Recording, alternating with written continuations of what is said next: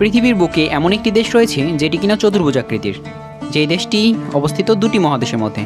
যে দেশটি মুসলিম হওয়া সত্ত্বেও এর সংস্কৃতিতে পাওয়া যায় ইউরোপের ছোঁয়া। যেই দেশটিতে আছে 10টিরও অধিক ইউনেস্কো ওয়ার্ল্ড হেরিটেজ সাইট, যেখানে আছে বিশ্বের দ্বিতীয় স্থান দখল করে থাকা আন্ডারগ্রাউন্ড রেলওয়ে স্টেশন। হ্যাঁ, এটি মুসলিম বিশ্বের একমাত্র ন্যাটোভুক্ত দেশ তুরস্ক। বর্তমান বিশ্বে মুসলিম ক্ষমতাধর দেশগুলোর মধ্যে অন্যতম একটি নাম তুরস্ক। সামরিক বাহিনীর দিক থেকে এই দেশটি দখল করে রেখেছে বিশ্বের 8তম স্থান। আজকের ভিডিওতে আমরা আলোচনা করব সুলতান সুলাইমানের দেশ তুরস্ক সম্পর্কে। তার আগে বলে রাখি, আপনি যদি এই চ্যানেলে নতুন হয়ে থাকেন তবে প্লিজ সাবস্ক্রাইব করে বেল আইকনে ক্লিক করুন, আর যদি ইতিমধ্যে সাবস্ক্রাইব করে থাকেন তাহলে অসংখ্য ধন্যবাদ। আমি রহস্য বালক আছি আপনাদের সাথে, তো চলুন ভিডিও শুরু করা যাক।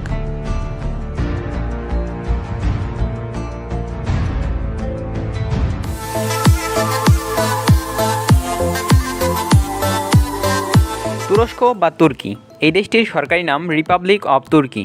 এই দেশটির নীতিবাক্য হল গৃহে শান্তি বিশ্বে শান্তি। তুর্কি এই নামটি উৎপত্তি হয়েছে মূলত তুর্কি ভাষা থেকে।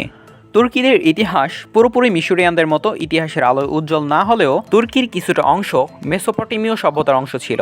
তবে ইতিহাসের সেই কথাগুলি লোকশ্রুতি এবং কিছুটা কিংবদন্তির নিচে চাপা পড়ে গেছে। 7ম শতকে আরবদের ইরান বিজয়ের পর কিছু কিছু তুর্কি ইসলাম ধর্ম গ্রহণ করে এবং ইসলামিক রাজ্য হিসেবে বসবাস শুরু করে। 10ম শতকে বেশিরভাগ তুর্কি ইসলাম ধর্ম গ্রহণ করে নেয়। এদের মধ্যে সেলজুক গোত্রের তুর্কিরা উল্লেখযোগ্য। তৎকালীন সময়ে অর্ধেক পৃথিবীর মহান সুলতান তুঘরিল বেগ মূলত তুর্কি জাতির অন্তর্ভুক্ত। তুর্কিতেই মূলত ওনার জন্ম। 1243 সালে সেলজুকরা মঙ্গলদের কাছে পরাজিত হয়। এতে করে তুর্কি সুলতানের ক্ষমতা কমে যায়। এরপর উসমানী সাম্রাজ্যের সূচনা হয়। তার বংশধর মূলত পরবর্তীতে 600 বছর তুর্কি শাসন করে। এই সময়ের মধ্যে তুরস্কে পশ্চিমা সংস্কৃতির সমন্বয় ঘটলে 16 ও 17 শতকের দিকে তুরস্ক বিশ্বের ক্ষমতাধর দেশগুলোর একটিতে পরিণত হয়। 1914 সালে তুরস্ক প্রথম বিশ্বযুদ্ধে অক্ষশক্তির হয়ে অংশ নেয় এবং পরাজিত হয়।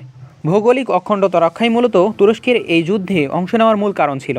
সেই যুদ্ধে তুরস্কের 4টি ফ্রন্টে তুর্কি বাহিনী নিয়োজিত ছিল। যুদ্ধ শেষের দিকে প্রতিটি ফ্রন্টে তুর্কি বাহিনী পরাজিত হয়। তুর্কি বাহিনীর মধ্যে একসময় হতাশা দেখা দেয়। প্রতিটি ফ্রন্টে পরাজিত তুর্কি বাহিনীর যুদ্ধবিরতি ছাড়া অন্য কোনো উপায় ছিল না। এরপর 1918 সালে 31 অক্টোবর তুর্কি ও ব্রিটিশ প্রতিনিধিরা লেমন্স দ্বীপের বন্দরে ব্রিটিশ বাহিনীর আগামেনন নামক একটি জাহাজে যুদ্ধবিরতির চুক্তিপত্র স্বাক্ষর করে। প্রথম বিশ্বযুদ্ধে পরাজয়ের পর অটোমান সাম্রাজ্যের পতন ঘটে। খণ্ডবিখণ্ড হয়ে পড়ে তুরস্ক। সেই খণ্ডিত তুরস্কের মাটিতেই গড়ে ওঠে মূলত আধুনিক তুরস্ক। আধুনিক তুরস্ক প্রতিষ্ঠা করেন মোস্তফা কামাল আতাতুর্ক। তাকে আধুনিক তুরস্কের জনক বলা হয়ে থাকে। আর এর মধ্য দিয়ে 600 বছরের উসমানী সাম্রাজ্যের পতন হয়। একই সাথে মুসলিম বিশ্বে খেলাফত ব্যবস্থারও বিলুপ্তি হয়। মোস্তফা কামাল ক্ষমতা গ্রহণের পর তুরস্ককে একটি আধুনিক রাষ্ট্র হিসেবে গড়ে তোলার পদক্ষেপ গ্রহণ করে। তার অনেক কর্মসূচি ইসলামপন্থী জনগণের চেতনা বিরোধী ছিল, তারপরও সংস্কার ছিল অপরিহার্য। তিনি মূলত তুরস্কের প্রেসিডেন্ট হন। এভাবে আধুনিক তুরস্কের জন্ম হয়। 1945 সালে 23 ফেব্রুয়ারি দেশটি দ্বিতীয় বিশ্বযুদ্ধে যোগদান করে। মূলত উদ্বুদ্ধ কিছু পরিস্থিতি মোকাবেলায় এর কোনো বিকল্প ছিল না দেশটির। যুদ্ধের পরপরই দেশটি জাতিসংঘ এবং ন্যাটোতে যোগদান করে। এ সময় দেশটিতে বহুদলীয় রাজনীতির সূচনা হয়। 1960 থেকে 80 সাল পর্যন্ত দেশটিতে রাজনৈতিক অস্থিরতা বিরাজ করে, যার ফলে 1960, 1971 এবং 1980 সালে তুরস্কে সামরিক অভ্যুত্থান দেখা যায়। দেশটির সর্বশেষ সামরিক অভ্যুত্থান দেখা যায় 1997 সালে। 1997 সালের পর দেশটিতে গণতন্ত্র ব্যবস্থা ফিরে আসে। এরপর সর্বশেষ 2016 সালে দেশটিতে অভ্যুত্থান ঘটানোর চেষ্টা করা হলে তুরস্কের জনগণের মুখে পড়ে তা ব্যর্থ হয়। বর্তমান দেশটিতে গণতান্ত্রিক নির্বাচন ব্যবস্থা বিদ্যমান। একটি বিষয় বলে রাখি, তুর্কির মানুষেরা খুবই দেশপ্রেমিক হয়ে থাকে। তারা নিজের দেশের জন্য যা কিছু করতে পারে। দেশটির ভৌগোলিক অবস্থার দিকে লক্ষ্য করলে দেখা যায় এটির বেশিরভাগ অংশ জুড়ে রয়েছে এশিয়া মহাদেশে এবং কিছু অংশ জুড়ে রয়েছে ইউরোপে। এই দেশটির সীমান্ত রয়েছে 60টি দেশের সঙ্গে, যার মধ্যে গ্রিসের সাথে সীমান্ত রয়েছে 120 কিলোমিটার, জর্জিয়ার সাথে সীমান্ত রয়েছে 273 কিলোমিটার, আর্মেনিয়ার সাথে সীমানা রয়েছে 311 কিলোমিটার, আজারবাইজানের সাথে সীমানা রয়েছে 17 কিলোমিটার, ইরানের সাথে সীমানা রয়েছে 534 কিলোমিটার, ইরাকের সাথে সীমান্ত রয়েছে 367 কিলোমিটার এবং সিরিয়ার সাথে সীমানা রয়েছে 909 কিলোমিটার। সিরিয়ার সাথে মূলত তুরস্কের সবথেকে বড় বর্ডারটি বিদ্যমান। বুলগেরিয়ার সাথে সীমানা রয়েছে 513 কিলোমিটার। এছাড়াও ব্ল্যাক সি এবং ভূমধ্য সাগরের সাথে দেশটির রয়েছে বিশাল জলসীমানা। তুরস্কের মোট আয়তন 7,83,562 কিলোমিটার। আয়তনের দিক থেকে তুরস্ক বিশ্বের 36তম বৃহত্তম রাষ্ট্র। 2016 সালের একটি আদমশুমারি অনুযায়ী তুরস্কের মোট জনসংখ্যা 7,94,63,663 জন এবং তুরস্কের জনসংখ্যা ঘনত্ব 109 জন। তুরস্কের রাজধানীর নাম আঙ্কারা। এই শহরটি দেশটির দ্বিতীয় বৃহত্তম শহর। এই শহরটিতে আছে কিছু ঐতিহ্যবাহী স্থাপনা। এছাড়াও তুরস্কের বৃহত্তম শহর মূলত ইস্তাম্বুল। এই শহরটি দেশটির বৃহত্তম নগরী এবং এখানে আছে দেশটির বৃহত্তম সমুদ্র বন্দর। এছাড়াও সাবেক রোম সাম্রাজ্যের রাজধানী ছিল মূলত ইস্তাম্বুল। তখন এই শহরটি কনস্টান্টিনোপল নামে পরিচিত ছিল, যেটা আমরা রোম ও বাইজেন্টাইন রূপকথা থেকে জানতে পারি। এই শহরটিতে আছে ঐতিহ্যবাহী স্থাপনাগুলোর মধ্যে রোমান সাম্রাজ্যে নির্মাণ করা আয়া সোফিয়া মসজিদ, যেটি রোমান সাম্রাজ্যের সময় গির্জা হিসেবে ব্যবহার করা হতো। পরে সুলতান ফাতিহ মুহাম্মদ এটিকে গির্জা থেকে মসজিদে রূপান্তর করে। বর্তমানে এটি ইউনেস্কো ওয়ার্ল্ড হেরিটেজ সাইটের একটি অংশ। তুরস্কের অর্থনীতি মূলত কৃষি, সেবা খাত এবং শিল্পের ওপর অনেকটা নির্ভরশীল। 2007 সালের একটি রিপোর্ট অনুযায়ী তুরস্কের অর্থনীতির 8.9% আসে কৃষি থেকে, 30.8% আসে মূলত শিল্প খাত থেকে এবং 59.3% আসে সেবা খাত থেকে। তুরস্কের অর্থনীতিতে একটি গুরুত্বপূর্ণ ভূমিকা পালন করে থাকে পর্যটন। 2008 সালে দেশটির পর্যটন সংখ্যা ছিল 3,09,29,192 জন, যাদের থেকে আদায় করা $2,190 কোটি যোগ হয় তুরস্কের অর্থনীতিতে। 2021 সালের একটি রিপোর্ট অনুযায়ী দেশটির মনোনীত জিডিপি $7,94,530 বিলিয়ন মার্কিন ডলার এবং দেশটির মাথাপিছু আয় $9,327 মার্কিন ডলার।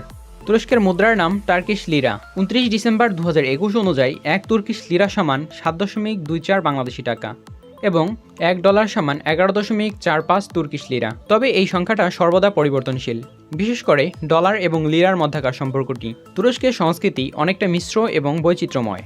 গ্রিক, রোমান, ইসলামিক ও পশ্চিমা সংস্কৃতির মিশ্রণে গড়ে উঠেছে এটি। তবে তুরস্কের মানুষজন বেশিরভাগ ক্ষেত্রেই ইউরোপিয়ান এবং পশ্চিমা কালচার ফলো করে থাকে। বর্তমান তুরস্ক সাংবিধানিক ধর্মনিরপেক্ষতার কথা বলে থাকে এবং সংবিধানে প্রতিটি নাগরিকের ধর্মীয় স্বাধীনতা নিশ্চিত করার দিকে গুরুত্ব দিয়ে থাকে। তবে তুরস্ক ইসলামিক খেলাফত প্রতিষ্ঠার চেষ্টা করে যাচ্ছে। খেলাফত বলতে মূলত ইসলামিক শাসন ব্যবস্থাকে বোঝানো হয়ে থাকে। পরিসংখ্যান অনুযায়ী তুরস্কের প্রায় 96.5% মানুষ মুসলিম ধর্মাবলম্বী, 0.3% মানুষ খ্রিস্টান ধর্মাবলম্বী এবং 3.2% মানুষ অন্যান্য ধর্মের অনুসারী। তুর্কির কুইজিন এলাকাভেদে ভিন্ন রকমের। এছাড়াও তুর্কিরা অটোমানদের মতো হালকা মশলা ব্যবহার করে খাদ্য প্রস্তুত করে থাকে। তুরস্কের পশ্চিমে প্রচুর জলপাই গাছ উৎপন্ন হয়, তাই ওই অঞ্চলে প্রতিটি খাবারেই প্রায় কম বেশি জলপাই তেল ব্যবহার করা হয়ে থাকে। তুর্কিরা সাধারণত সকালবেলা বড় পরিসরে নাস্তা করতে পছন্দ করে থাকে। তুরস্কে প্রচুর পরিমাণ গম উৎপন্ন হয়, যার ফলে এখানে গম দিয়ে তৈরিকৃত খাবারের চাহিদাও বেশ জনপ্রিয়। তুরস্কের সরকারি ভাষা তুর্কি ভাষা। এখানকার প্রায় 90% মানুষ এই ভাষায় কথা বলে থাকে। এছাড়াও তুরস্কে প্রায় 30টি ভাষার প্রচলন রয়েছে। তুরস্কের সরকারি ভাষা তুর্কি ভাষা হলেও আন্তর্জাতিক ক্ষেত্রে তুরস্ক ইংরেজি ভাষা ব্যবহার করে থাকে। শিক্ষা দীক্ষার দিক থেকে তুরস্ক বেশ সচেতন। তুরস্কের 6 থেকে 15 বছর বয়সী সকল শিশুর জন্য শিক্ষা বাধ্যতামূলক। তুরস্কের প্রায় 87.4% মানুষ শিক্ষিত। তুরস্কের জনপ্রিয় খেলা মূলত ফুটবল। দেশটি 2002 সালে ফিফা, জাপান ও দক্ষিণ কোরিয়া বিশ্বকাপে তৃতীয় স্থান অর্জন করেছিল। তবে তুরস্কের জাতীয় খেলা মূলত ইয়াগলি গোরেস বা অয়েল রেসলিং। অটোমান থেকে এই খেলাকে জাতীয় খেলা হিসেবে ধরা হয়ে থাকে। তুরস্কের এয়ারলাইন্স বিশ্বের অভিজাত এয়ারলাইন্সগুলোর মধ্যে অন্যতম, যেটি টার্কিশ এয়ারলাইন্স নামে পরিচিত। টার্কিশ এয়ারলাইন্স তুরস্কের 47টি গন্তব্য সহ এশিয়া, ইউরোপ, আমেরিকা, আফ্রিকা মিলে প্রায় 304টি আন্তর্জাতিক ফ্লাইট পরিচালনা করে থাকে। এছাড়াও বিশ্বের 73টি শহরে মূলত এরা কার্গো সার্ভিস পরিচালনা করে থাকে। টার্কিশ এয়ারলাইন্স 122টি দেশে যাত্রী পরিবহন করে বিশ্বের রেকর্ড সৃষ্টি করেছে, যা বিশ্বে প্রথম। দ্বিতীয় স্থানে আছে জার্মান বিমান সংস্থা লুফথানজা, যারা 83টি দেশে যাত্রী পরিবহন করেছে এবং তৃতীয় স্থানে আছে মূলত এয়ার ফ্রান্স, তারা মূলত 78টি দেশে যাত্রী পরিবহন করেছে। ভিডিওর শুরুতে যেমনটা বলেছিলাম, তুরস্কে রয়েছে অসাধারণ সব টুরিস্ট প্লেস। এছাড়াও এখানে রয়েছে 11টি ইউনেস্কো ওয়ার্ল্ড হেরিটেজ সাইট, যার মধ্যে আয়া সোফিয়া মসজিদ অন্যতম, যেটি 83 বছর ধরে মিউজিয়াম হিসেবে ব্যবহৃত হওয়ার পর 2020 সালে আবার মসজিদ হিসেবে ব্যবহারের জন্য উন্মুক্ত করা হয়। তুরস্কের আরেকটি জনপ্রিয় স্থান মূলত ইফেসাস। তুরস্কের জনপ্রিয় স্থানগুলোর মধ্যে অন্যতম এই স্থানটি। এখানে রয়েছে অটোমান মন্দির, শহরের উপর ইসাবেলা মসজিদ, অটোমান গ্র্যান্ড দুর্গ, ভার্জিন মেরি দুর্গ সহ আরও অনেক ঐতিহ্যবাহী ভবন। তুরস্ক ভ্রমণের চাহিদা আরও কয়েকগুণ বাড়িয়ে দেবে কাপাদোসিয়া। মোসেন সময়কালে ভলকানো অগ্নি উৎপাত থেকে জন্ম নেওয়া প্রাকৃতিক শিলা ও ঐতিহাসিক শিল্পকর্মের জন্য বিখ্যাত এই স্থানটি। এই শহরটি অনেক আগে পর্যটকদের জন্য উন্মুক্ত করা হয়েছে।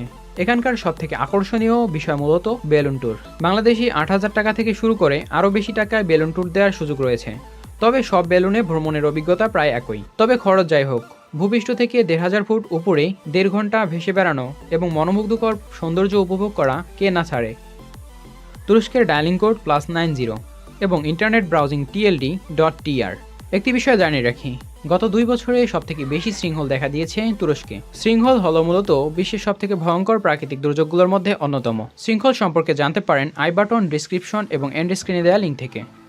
ভিডিওটি ভালো লাগলে লাইক করতে পারেন, কমেন্ট করে জানাতে পারেন আপনার মূল্যবান মতামত। ভিডিওটি বন্ধুবান্ধবদের সাথে শেয়ার করতে পারেন এবং আমাদের চ্যানেলটি সাবস্ক্রাইব করে আমাদের সাথেই থাকুন। দেখা হতে পারে পরের কোনো ভিডিওতে। ততক্ষণে ভালো থাকুন, ভালো রাখুন। ভালো রাখার মালিক সৃষ্টিকর্তা আপনি প্রভাবক।